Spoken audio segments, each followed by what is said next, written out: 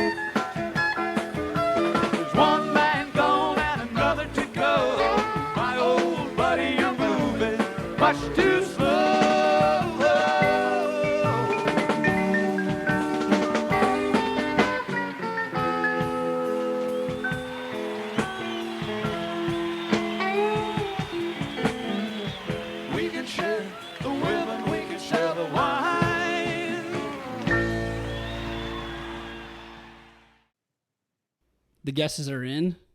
It was Jack Straw at the Spectrum in Philadelphia on September 21st, 1973. Love a good Jack Straw opener, Matt. Why did you choose that one in particular? Jack Straw's easily one of my top favorite 2 or 3 favorite Weir songs. And I was born on Long Island, New York, September 22nd, 1973. And so this is the closest the Grateful Dead came to playing on the day I was born, because there was no show on the 22nd. And so I've always, it's ever since I got into the Dead and realized, I was 14 when I first saw them and realized that, there's this long history. I was like, wow, I wonder if they played the show on the day I was born. And this was the closest to it. And so it was always a show close to my heart for that reason. 14, your first concert was? 14 was my first concert, and the Grateful Dead were my first concert. You just kind of took yourself? No, I guess at the time junior high school friend, Josh Berman, who I'm still in touch with and comes out to see us in Boulder every summer. He's the one who got me into the Grateful Dead, and his parents were hippies and fans too, and they took him and me and maybe his younger brother and a few of us to, I'm not going to say which show it was because we're going to get to that in a little bit.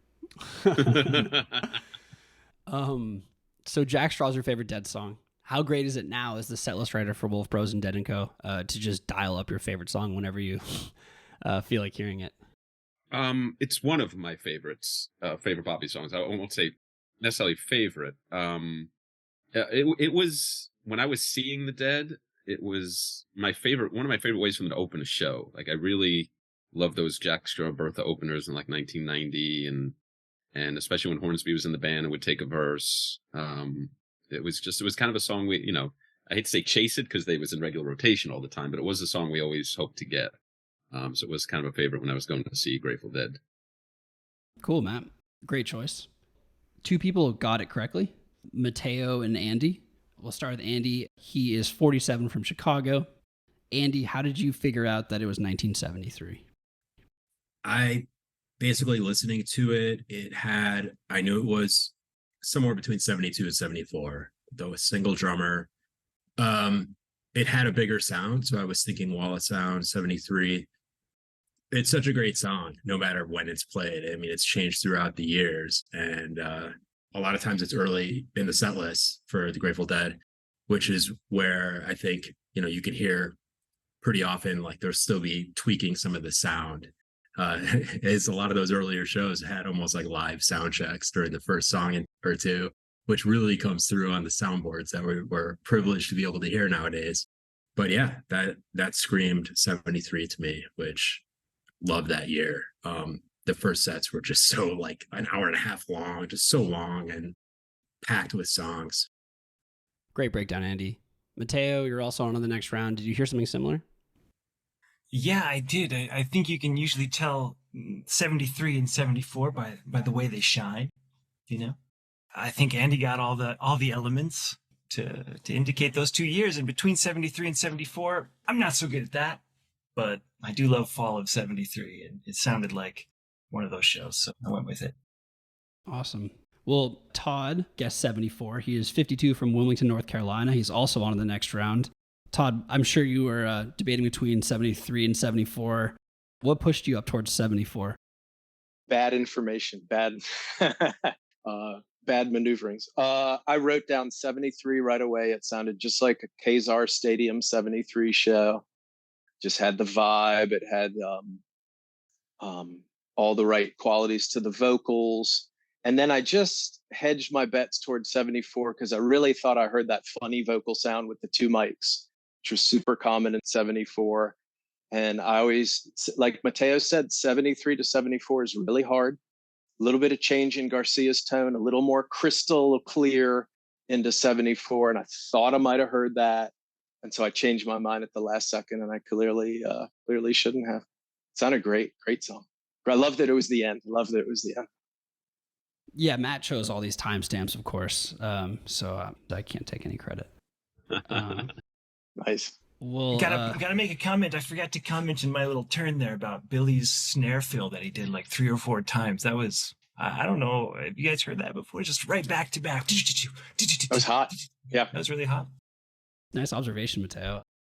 Joining you in the next round is Murph, which makes Smego odd man out. Sorry, Smego. Murph is... Yeah, that's all right. Murph guessed 72. Smego guessed 71. Murph is 47 from Columbus, Ohio. He won episode 19. And I should say Todd won episodes 16 through 18. And I'm another player who's had a birthday since last we talked, and I'm 53 now. That seems to be happening. Hey, All right. I'm 48. Oh my God. Yeah, we're passing lots of milestones here. We've been playing Guest of the Year for a while, Matt. We've been doing this Nice. video chat. Yeah. It's all one video chat. All right. Well, Murph, you guessed 1972. You're on to the next round. Why 72? Well, I was really struggling between 72 and 73, and I probably jinxed myself a little bit by studying dead bass before the show. And I think I remember seeing that they played it a bunch more in 72 than in 73.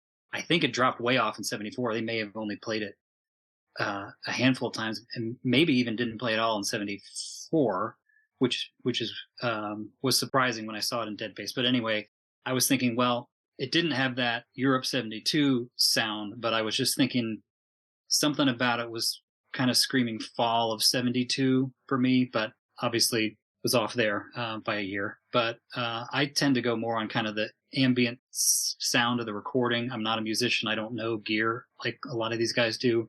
But to me, it just kind of, the recording quality just was a little bit rougher than I tend to associate with 73. So I think that's how I ended up in fall of 72. Cool. Smego, I'm sorry, man. 71. What were you thinking there? Was it the 71? I don't know, man. I mean, it could be. Yeah. Totally. That was about it. Yeah. It just hit me in a week, early 70s Jack Straw, or, aren't really my thing. yeah. Smego, you're a legend on the show. We appreciate you coming back for the Tournament of Champions. You're the man. No problem. Well, you guys, good luck out there. Take care, Smego. Good to Yes, see you you again, too. Smego. Thanks, Smego. Yeah, well. you too. Todd, Mateo, Andy, and Murph are on to the next round. Matt has another awesome pick for them. Let's hear it. I said to him,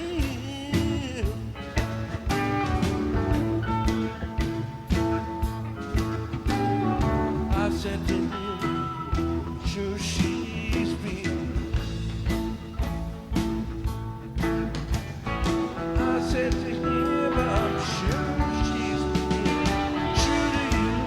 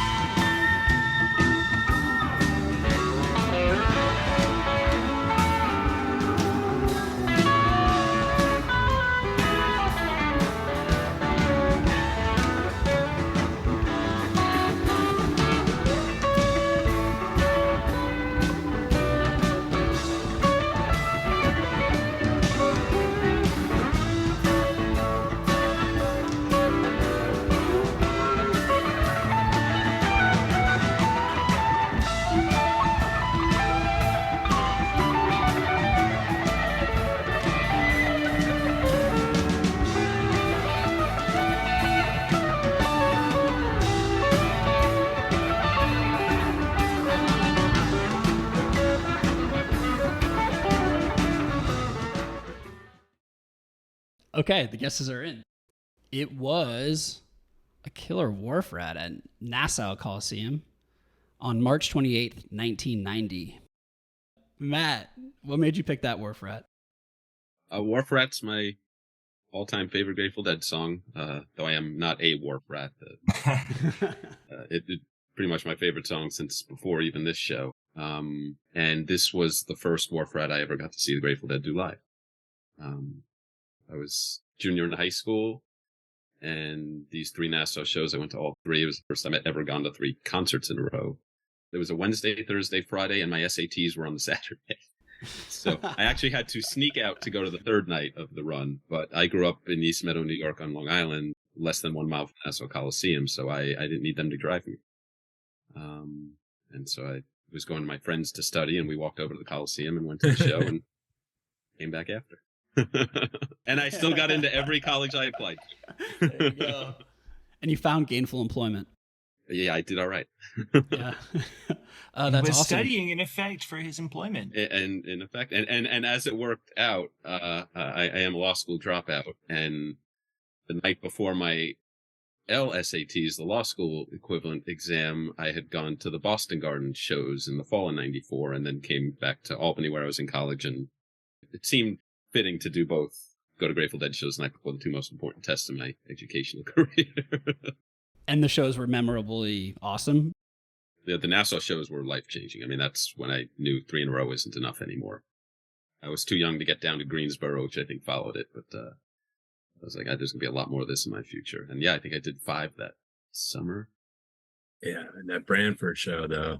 The Branford show the next night was the night I got, that was life-changing in the way that my dad was an old jazz head. And I remember playing him, when I started getting the Grateful Dead, he goes, well, play me the most out there piece of music you got from them. And at the time, based on my knowledge, I played him some stuff from 8/27/72, the Dark Star song, and he referred to it as tame. I was like, all right, well, I give up. But that night I got to come running in the door because he always waited up for me to make sure I got home okay, and go, you'll never believe it, Branford Marsalis sat in tonight. And then I saw him perk up, the door was open, and I was able to get him into the Dead over the next few years. all on that sit in Nassau. That's awesome. Well, no one got it. The closest was Murph at 89, and he's on to the next round. Murph, why 89? Well, it had kind of that booming drum sound that I associate with 89 and 90. When the song ended, there wasn't much to go on as far as keyboard hints. I was kind of listening just to find a distinct keyboard sound to see if it could skew a little bit earlier or later. I absolutely love 89, 90. If you pick just, you can pick 2 consecutive years to listen to. I think those are the 2 that I might pick, even over like 72, 73, 73, 74. And I think part of it might be,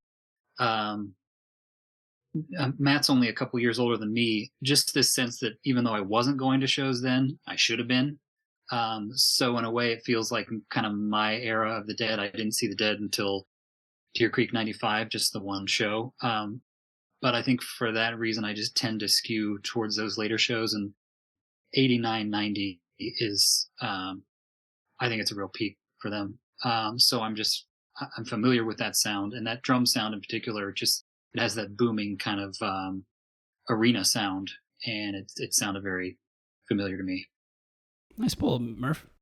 Todd guessed 88. He's on in the next round, as did Mateo. But Todd, what were you thinking with the 88 guess?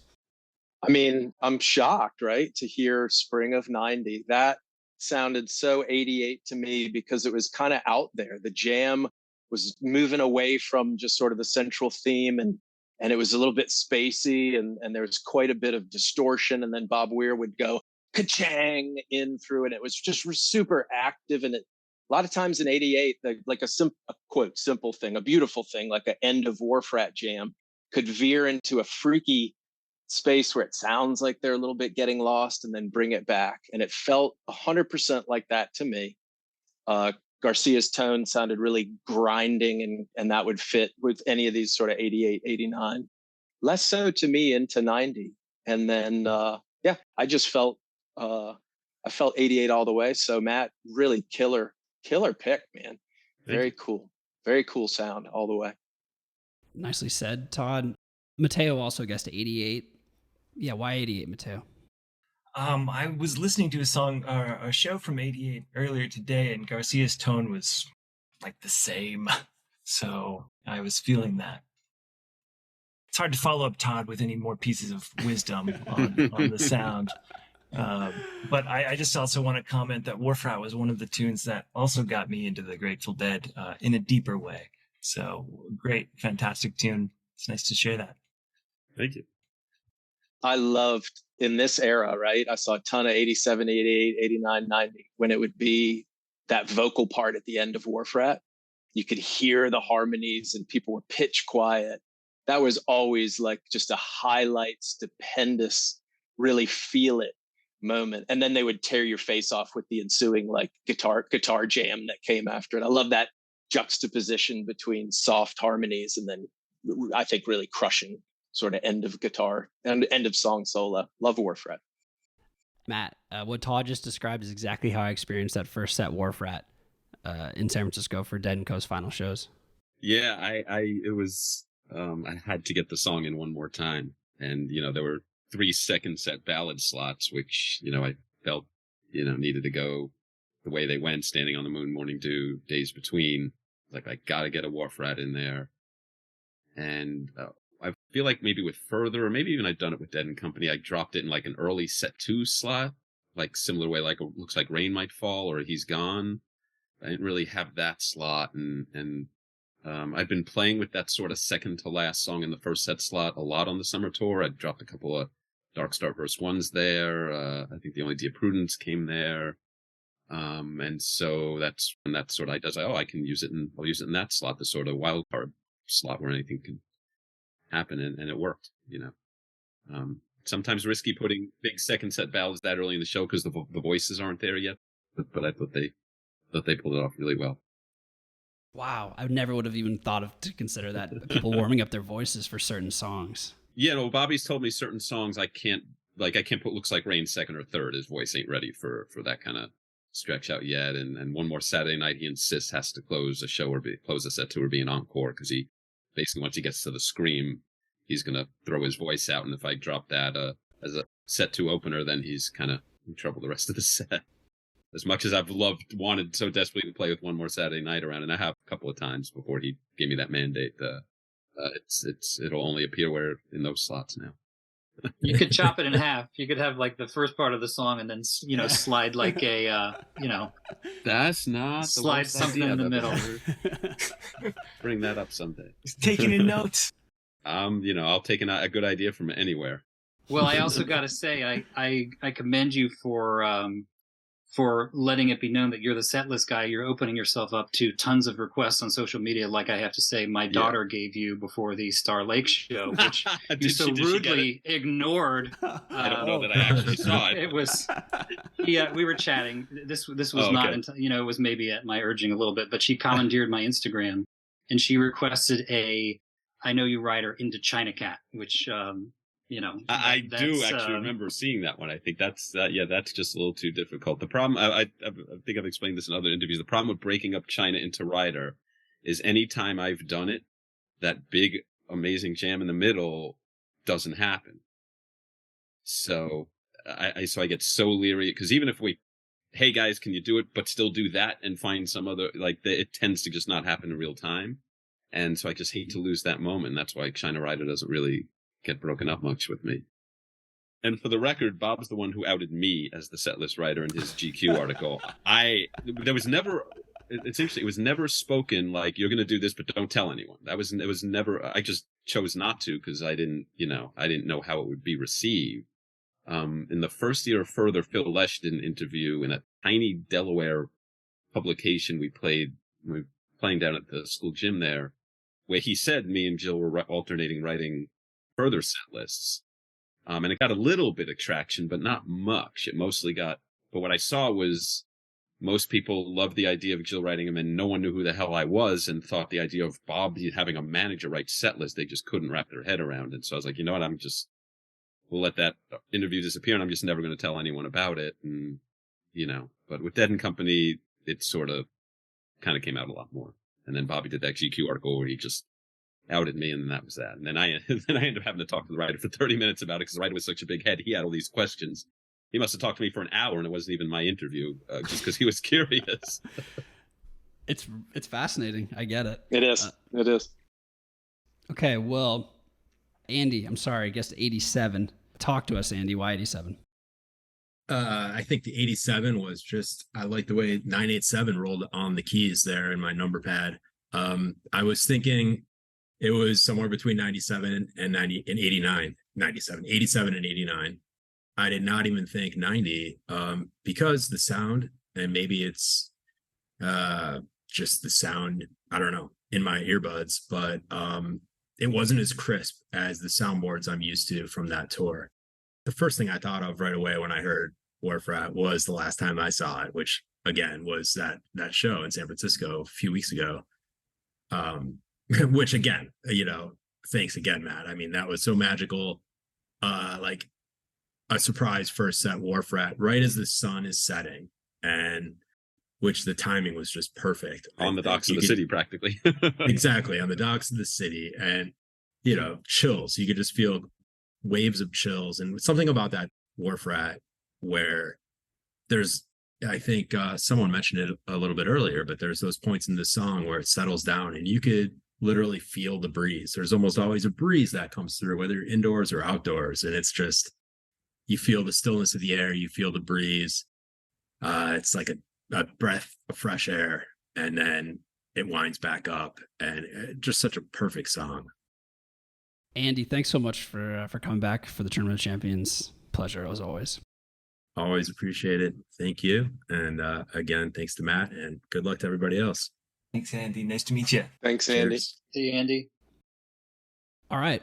So we have 3 contestants now vying for 2 spots in the 3-song series finals, and they will be competing for the TCO Fly Shop prize pack, which Tony at TCO Fly Shop hooks it up pretty hard. Okay, so let's hear the next song.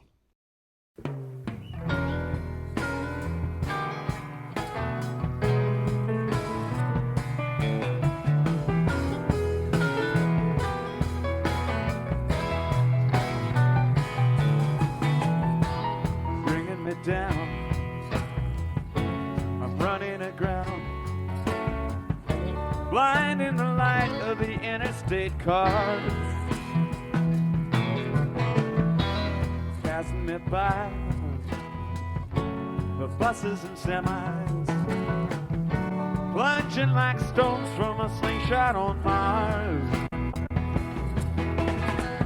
But I'm here by the road, bound to the low. I picked up in 10,000 cafes and bars. Alone with the rush, the drivers that won't pick me up. The highway, the moon, the clouds and the stars.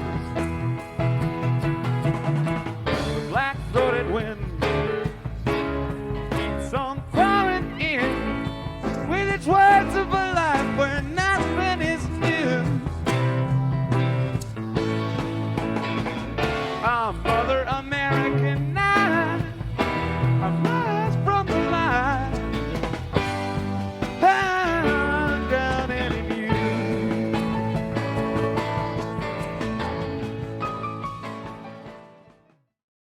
Okay. It was Black-Throated Wind at Academy of Music in New York City on March 26th, 1972. Beautiful choice, Matt. A lot of amazing Black-Throated Winds in the early 70s. Why did you choose that one in particular? I mostly wanted to avoid Europe 72 because I thought that would make it too easy. Yeah. These guys And as a, you know, even though I lived in San Diego the last 11 years, I'm a New Yorker. And so I was always drawn to listening to the New York shows growing up anyway. And so I thought if I'm going to not do a Europe 72 Black-Throated Wind, we'll look and see what's in New York. And I remembered this one. Nice choice. Matt, so I ask everyone who comes on how they got into the Dead, and you kind of got into that, how you first experienced the Dead. But when did it really click for you, like, turn into a real Deadhead? Pretty quickly. You know, my dad was very musical. He was a musical director for school shows in the school he taught in for 30, 40 years.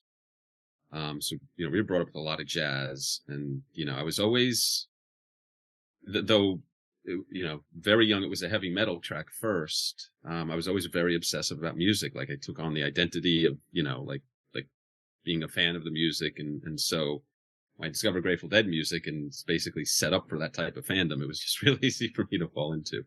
You know, I am a very big fan of the things I like, whether music or sports or whatever. And so, you know, with a fan base like that, that's so welcoming. I mean, I remember going to wait online for the first time I tried to buy tickets for a Grateful Dead show, and like everyone was just so nice. I was far and away the youngest person there, but everyone was just so nice. It was just real easy to get that excited about it. But also, you know, this is pre-internet, and so there was so much mystery.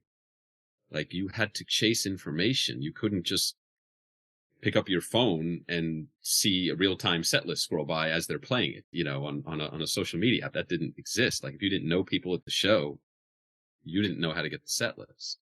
And so in a way that made, you know, you had to chase info, and every time you learned something, you know, it's like this light bulb going off, you know, like, you know, I remember the first time I think I saw Relics magazine randomly in a music store somewhere. I'm like, there's magazines about the Grateful Dead. Like it was so foreign to me. Like this is now a whole nother new source of info. I could learn things. And, you know, so it was such like a chasing knowledge type of thing. Cause there was just so much mystery attached to learning all that history as someone so young. So as a fan, do you still check Setlist FM to check out what people are playing? Well, I check it all the time. I mean, I think about shows I've seen way back when and try to look up if I can find a set list from it, you know, fascinated by it in that way, or you know, if I'm going to see someone who's more in the, you know, not changing their set list world, to see what they might be doing or something like that. You know, not every band has a Reddit setlist thread in real time that you can just go peek into. And so sometimes you're just looking to see who did what when, or, you know, you can go look them up there. Yeah. Shout out to Knob, who runs the Reddit setlist thread. He was on the show as well, and he does a great job with the Dead & Co. ones. Awesome. Thanks, Matt. Yeah. So, Murph got it exactly, 72. He was the only one to get it exactly. Nice pull, Murph. Why 72? Well, great choice. I love that song. Really underrated song, I think. To me, I think sort of it wasn't, I don't want to say it was a giveaway because I was really kind of torn between 72 and 73. but what had me guessing 72 was the piano sound. Keith's playing sounded kind of blocky, just a little bit less jazzy than he sort of morphed into in 73 and 74. So I just kind of went with that. I appreciate Matt's comment about not choosing Europe 72 because that would be too obvious. But based on the sound of the recording, I was thinking, okay, it's not Europe 72. And so I was thinking fall of 72, which, for the second time in this game, I'm making a guess that's based on fall of 72. And I was wrong again in that sense, but at least I was right on the calendar year. Those Academy of Music kind of warm up shows. So, feel decent about that. You should. Yeah, it's a great poll, Murph. And you're on to the finals. Joining you is Todd, who guessed 73. Mateo guessed 74. Todd, what were you hearing? Why 73? I thought it was 72 the whole time. Good Stratocaster, clean sound. But I also thought it could be 73 and honestly thought it could be 74. And I'm pretty sure they played it up into 74 before they put it away and brought it back at the Cap Center in, I think, 88. We were there for those bust outs. They did Loose Lucy at the same run. Loose Lucy and Black Throated Wind were busted out. So I knew they played it up to 74. I'm pretty sure they did. So that was playing the game. That was hedging my bet because, I just needed to play the game. I thought for sure it was 72, but I put down 73 and it worked. These picks are phenomenal, man. They are good and really tricky and fun to listen to. Matt, any intel on that 14-year gap? I thought it came back in 91. Am I wrong? Or was it 90? You could be right. Yeah. You could be right. I thought it was 91 when Ruben Charisse came out in that same Cap Theater run, right? I think it came out in 90 because I think there are some Brent. There are some Brent Loose Lucy's and Black Throated Winds. Okay, yeah. No, I remember the two came out together, and I remember it was Cap Center, but I couldn't remember if it was the same run as Ruben and Charisse, which I know was 91 because got the next one at Nassau. I think it was earlier, but you're right. I think it was not what I said. It was either 90 or 91, but then, it was 74. The gap, again, is tied to, it's funny because when I heard Bobby say that first time I brought up a song, and the gap occurred because he wanted to rewrite the lyrics. And, when I first got into setlist world with him, one of the first songs I chased getting him to do again was My Brother Esau. And I couldn't do it. I actually didn't, because he said, I want to rewrite it. I need to change the lyrics. I need to work with Barlow on it.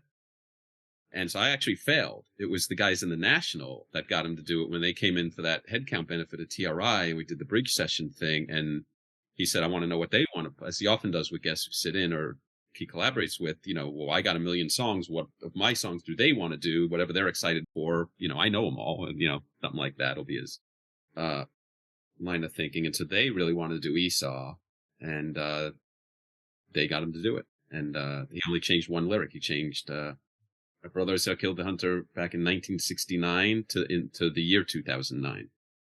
And that's it. That's the only lyric change he made after all those years. And I love those lyrics. We've kept it around with Wolf Rose too. So it's lasted. And then Black Throated Wind came out with changed lyrics in 90, but then eventually he dropped those and started doing the original ones, if I remember correctly. Good on the National, pushing for that. It's really cool of them. Yeah. Yeah, they came with great ideas. Great ideas. It's cool. And I absolutely love their indie rock, like whatever it is, 3 or 4 disc, like the 4 disc indie rock tribute is phenomenal. So awesome. And I mean, they Josh Kaufman ended up producing Bobby's Blue Mountain, and then some of those guys were in the Campfire Band, Aaron Dessner and the Devendorfs. And it's been we still talk to those guys and see those guys all the time. Their Peggy O is amazing. Yeah, their Peggy O is beautiful. Well, Mateo, it is probably almost 3:45 in Madrid, something like that. Oh, wow. It is 3:45 in Madrid, yes. It is the way it should be. Todd and Murph, these legends are meant to go on. Well, So- you gave them a real run for your money. You were on a heater today, and we appreciate you waking up at 2 a.m. to come on Guest of the Year. Damn, it's dinner time out here, Mateo. Well, it's beer 30 here still, so. Yeah. No, it was great, being here with you guys. Of course, I would wake up, if you asked me to ever do it again, Mike, I would wake up again. Wake up at 5 in the morning. Doesn't matter. It's fun. It's fun breaking dead so to speak. How's that for a pun? There's With a there you you fun guys. There you go. Very good. Very good. Mateo, but yeah, any insight you want to give into the 74 guest before you go? Well, man, so I immediately thought between 72 and 74 because I listened to the drummer. Phil was heavy in that mix there, so I was kind of trying to listen around him. But then I was like, 72, no, it's 73. Wait, it can't be 73. He already did his 73. So I bumped it to 74 and lost, but that's the way it is. You're still a champion, Mateo.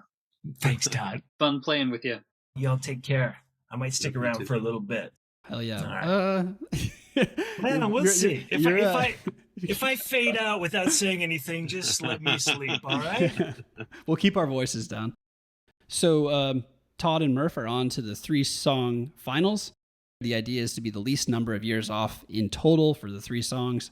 Obviously, if they're tied, we'll have overtime. Let's hear Matt's next pick.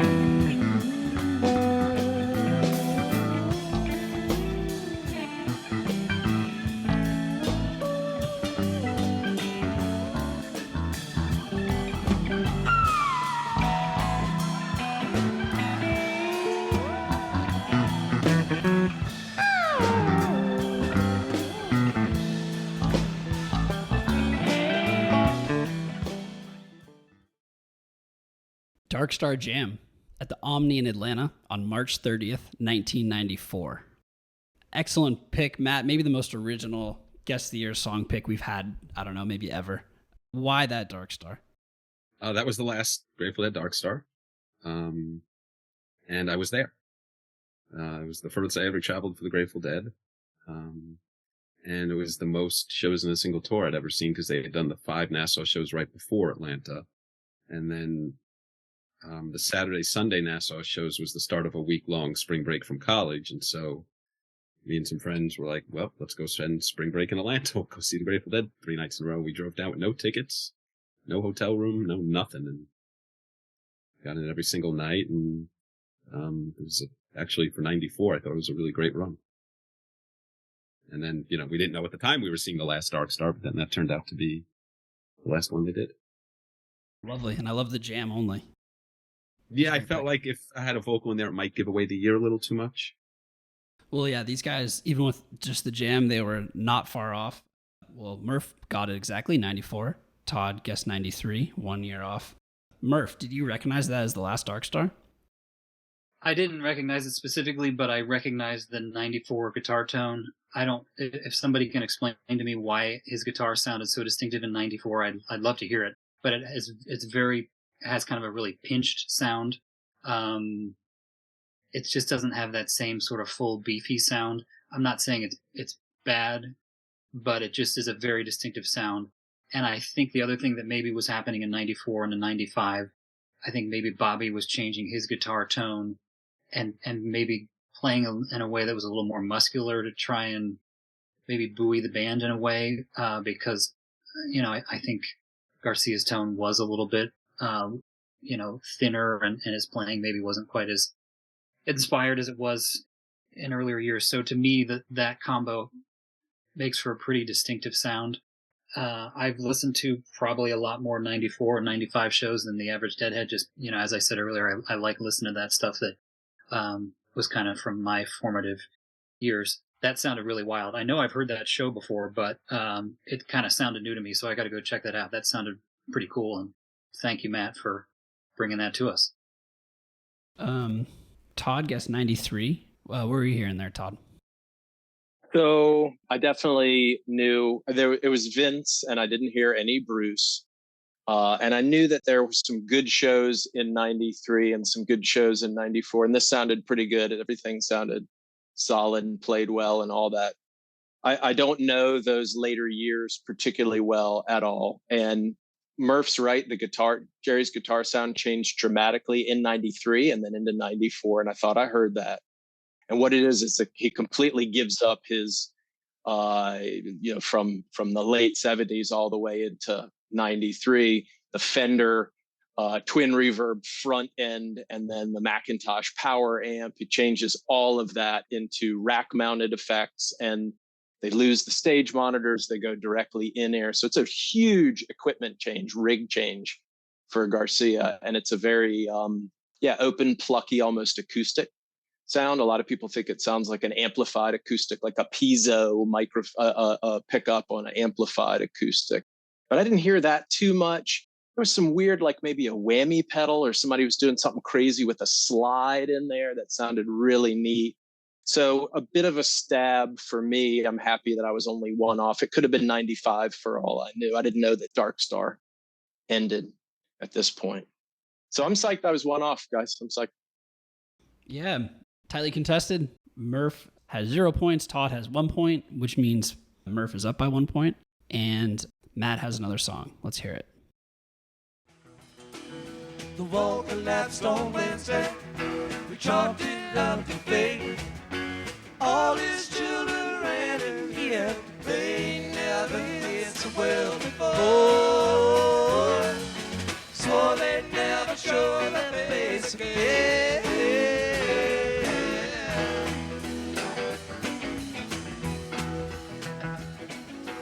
Thursday came in Friday. The fire's tall and bright.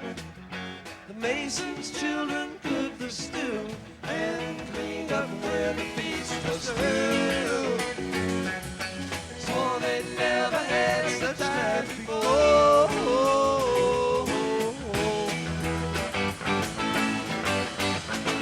They came to the river mouth, way back what was known. Help peace in some other land, write it off and so.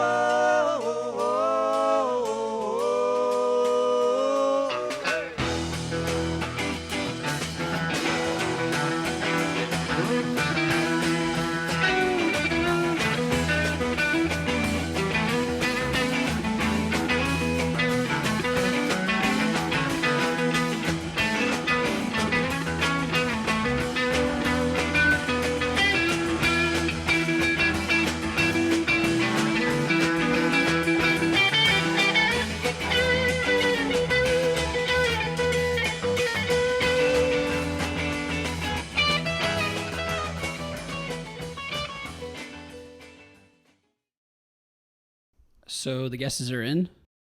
Mason's Children at Fillmore East, New York City, on February 14th, 1970. Matt, excellent choice. Why this Mason's Children? Why 1970?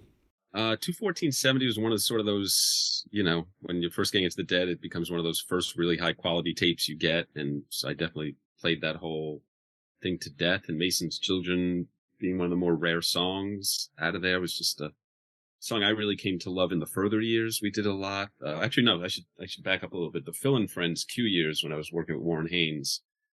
I knew the song, but the song kind of became a monster with that band. And I became really into it, and I used to use it a lot in further set lists. And, if I felt like if I was going to use, I didn't want to do 69. I felt like that might be too obvious with this song. And I also thought using a more obscure song off of 21470 just might, fit better in this contest. And it sounded amazing. It's a smoking hot version. It really is. Well, it was a great choice, and these guys were hot on your trail. They both guessed 1970. So I thought this might be the easiest one on my list. And that's okay. It doesn't, So Todd, start with you. How'd you diagnose that 1970? I mean, I definitely had two 1470, couple of cassettes, and spun them nonstop in my car. You know, your car had a cassette thing that would automatically flip, right? And you could just listen to it for months on end. So it just had that 70 really loose sound, almost sounded like they'd been playing lots of acoustic. They just had a more open sound to them playing off of each other. I didn't know it was two 1470, but like the other one and the Dark Star from those shows are just unbelievable. That's what I would play over and over and over again. Murph, you punched in your 1970 fairly quickly. Did you recognize the show? Didn't recognize the show, but it's a song that I associate with 70. In fact, I started to get into my head a little bit, and I couldn't remember if it debuted in 70 or if it debuted earlier. I was thinking, should I guess 69? Because to me, there was something about that. It had kind of that primal sound that I thought, well, if it skews 1 year away from 70, it would be probably 69. But I associate that song pretty much exclusively with 70. So it was a pretty quick guess for me, even if I wasn't, 100% on it. Awesome. And Matt, you mentioned that song being played with the Q. What was your role at that time with the Q? So I was Warren Haynes' tour manager. I started working with Warren in 98, and I started tour managing him 2000, on and off late 99, 2000. I was more in merchandising to start, but he got called to do his first Fill-In Friends in 99. And so by the Q years, which were late 2000, I was pretty much traveling with Warren, whatever band it was, Allman Brothers, Q, Mule. And so I was on a lot of those tours, and, when it sort of started the path that led me to Bobby.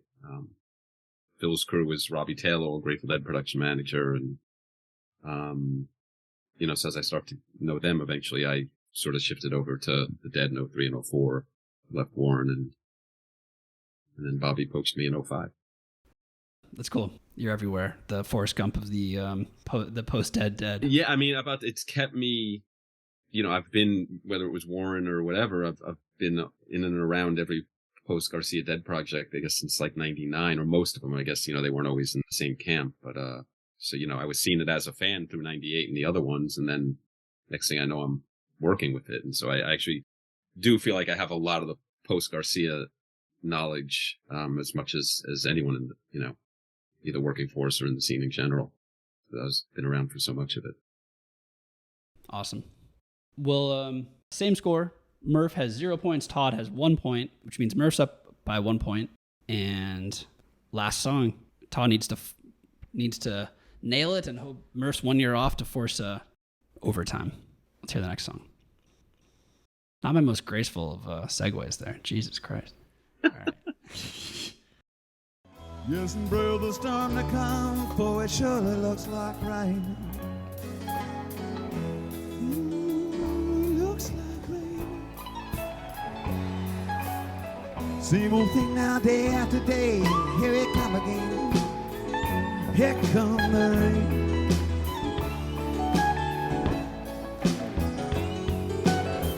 Turning gray, it looks like rain. Here it come again. Here come the rain. Here come the rain.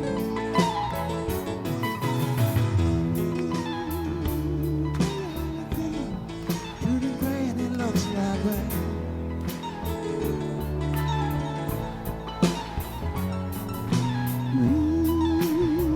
Here we go again. Turning gray and it looks like rain.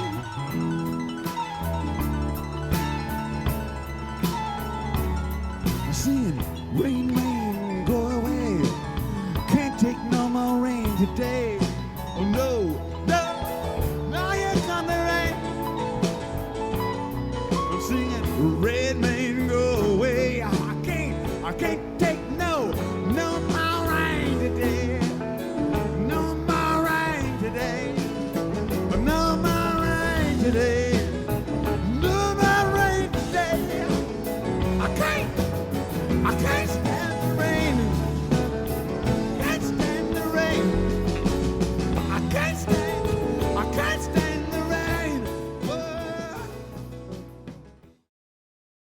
Okay, the guesses are in.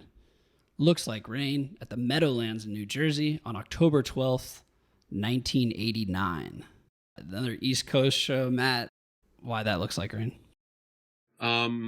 Looks Like Rain rounds out my 3 favorite Bobby songs with Black Throated Wind and Jackstraw. So I knew I wanted to get that one in. I wanted to get 1989 in there. This is also one of my favorite years. Also, to me, 89, 90, I could listen to forever. I wanted to avoid summer 89 because I feel like that was, that would almost maybe make it too easy. Those recordings are too widespread. And, remembering back to this 5-show run at the Meadowlands, they had just done the 2 Hamptons Warlock shows where they brought out, Addicts and Darkstar and Bid You Goodnight, all that, Help Slip Franklin's, it hadn't been done in forever. And then they went to the Meadowlands and there was this sort of vibe where it felt like everyone was just waiting for them to do those songs again or for the next big bust out moment. And so I think these first few nights, 10/16, obviously they, became an epic all-time show. But because of that in Hampton, I feel like these first few nights go way under the radar more than they should. And they're actually really strong shows, that just don't get enough, they just don't get enough play because of how strong both Summer 89 was and with all the recordings that came out of that, all the, DVDs really, Alpine, Philly, JFK.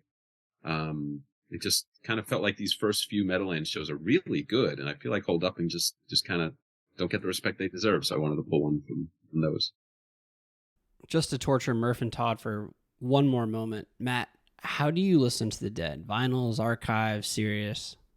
Grateful Dead now, I tend to listen based on, I'm lucky enough where I get sent all the Rhino releases. And so I listen to a lot of Grateful Dead. Pretty much all my Grateful Dead listening is either vinyl here in my home office or CD in my car. And I listen to everything they send me at least once. So it takes some time. But I get through the vinyl a little faster than the CDs because I'm not always in the car a lot. But, I'm just now finishing 72 Dave's Picks, and I got 61073 next to me, next to go in the car. And that's vinyl and CDs are probably my Grateful Dead listening. And then it's, again, usually just in the order of how I get it from Rhino. So you let Dave curate your listening. In a way, Dave's curating my Grateful Dead playlist. Though I don't, though I get the Garcia stuff too on vinyl, and so that gets to the mix too. But yeah, as far as Grateful Dead, I guess I'm Dave's Picks curates my listening. Thanks, Lemieux. Murph and Todd both guessed 88. So Murph wins by 2-1. Way to go, Murph. Very well done. You were kind of on the entire game. Yeah, spot on. Yeah. You almost made it to the 88 song. That was coming up next was, or one of the next ones was going to be Morning Dew 9/14/88. Yeah. My first show. I'll have to celebrate by queuing that up. I'm even writing that down. 9/14/88 was my first show. Nice. First night of 9 at the Garden, and they closed at Morning Dew that night. Wish we could have gotten it, but Murph, congratulations. So 88, why 88? Only 1 year off. Well, I want to start by saying I kind of dialed in with Matt's favorite Bobby songs being Jackstraw, Black Throated Wind, and Looks Like Rain. Those are like just absolute, stellar tunes and probably my favorites as well. And I do at some point want to hear why we didn't get more Looks Like Rain from Dead & Co., but that's a whole nother topic. But maybe Matt has some. I think I answered that insight in there. the other interview, but yeah, I kept like waiting. This is going to be the tour of Looks we Like only Rain. did like, one, right? We only got one. Yeah. I think, yeah. I mean, they were always good. They come out more on the Wolf Bros. They come out more on the Wolf Bros. All right. Well, I'll be. Hopefully, we'll get one in Columbus here in a couple months. Well, I was thinking 88 or 89.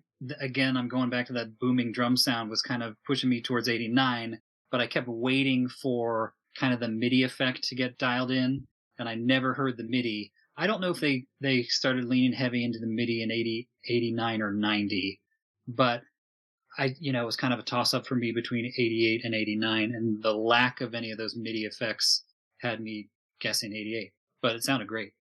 Todd also heard 88. Talk to us, Todd. Yeah, everything that Murph said. And Murph, by the way, congrats. Well played. Fun to play against you again, my friend, and be beaten again by you. Always fun to play.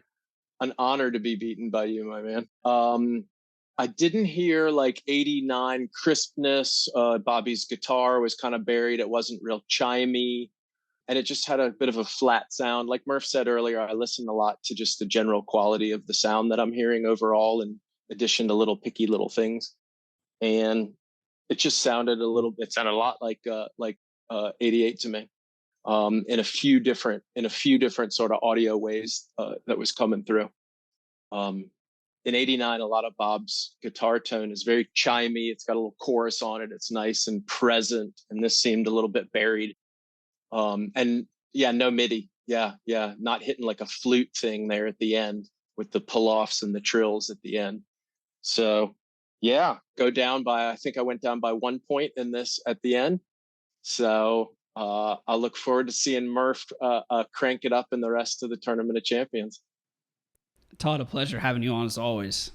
Always super fun. It's such a treat to do this. And Matt, it's a pleasure to meet you and get to chat with you and everybody that was on tonight. And Murph, right on. Always good to go up against you for sure. Yeah, Matt, thank you so much for coming on and curating a absolutely killer set list. It was like no other set list we've had before in the best way possible. That's how I like to write them. Yeah, that was great. When I can. Cool. Thanks for having me. Thanks, Matt, and congrats again, Murph, Todd. Amazing run.